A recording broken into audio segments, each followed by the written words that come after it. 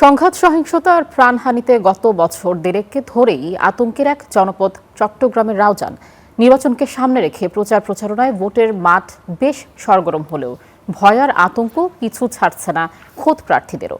এমন পরিস্থিতিতে সহিংসা মুক্ত ও সুষ্ঠু নির্বাচন নিয়ে সংশয় এই জনপদের মানুষ।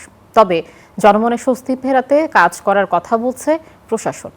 রাউজান ঘুরে এসে জানাচ্ছেন মামুনুর রশিদ অভি, ক্যামেরায় ছিলেন হারুনুর রশিদ। ২৪-এর ৫ আগস্ট পট পরিবর্তনের পর একের পর এক সংঘাত, সহিংসতা আর প্রাণহানিতে রক্তাক্ত জনপদে পরিণত হয় রাউজান। রাজনৈতিক আধিপত্য বিস্তার, চাঁদাবাজি ও সন্ত্রাসী কর্মকাণ্ডে গত ১.৫ বছরে শুধু রাউজানেই ১৮টি হত্যাকাণ্ডের ঘটনা ঘটে। এর মধ্যে ১২টি রাজনৈতিক হত্যাকাণ্ড।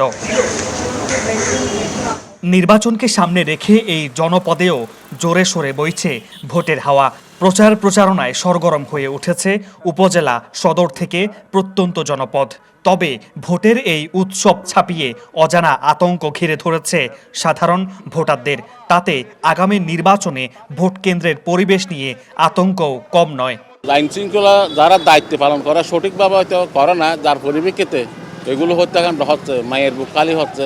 এটা হচ্ছে বালু ব্যবসায়ী আর ইটি ব্যবসায়ী, আর মাটি কেনার জন্য দ্বন্দ্বের জন্য এটা খুব খারাপ হয়েছে। যেটা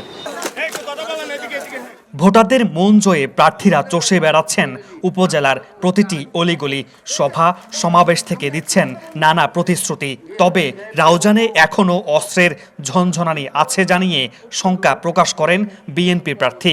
দাবি জানিয়েছেন অবৈধ অস্ত্র উদ্ধারে যৌথ বাহিনীর অভিযানের।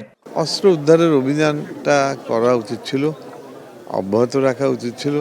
আমার বিশ্বাস এই অস্ত্র উদ্ধার এখন মনে হয় কঠিন হয়ে যাবে, কারণ প্রশাসনিক তৎপরতায় এগুলো ধামাচাপা পড়ার সম্ভাবনা আছে।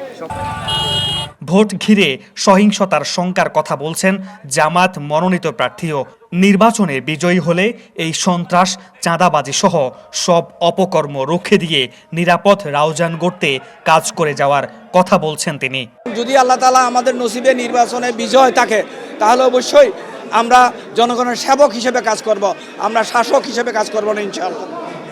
রাউজানের আইন শৃঙ্খলা পরিস্থিতি নিয়ে চিন্তিত প্রশাসনও। যদিও সাম্প্রতিক সময়ে অস্ত্র উদ্ধারে নিয়মিত অভিযানের কারণে পরিস্থিতি এখন অনেকটাই নিয়ন্ত্রণে বলে দাবি কর্মকর্তাদের।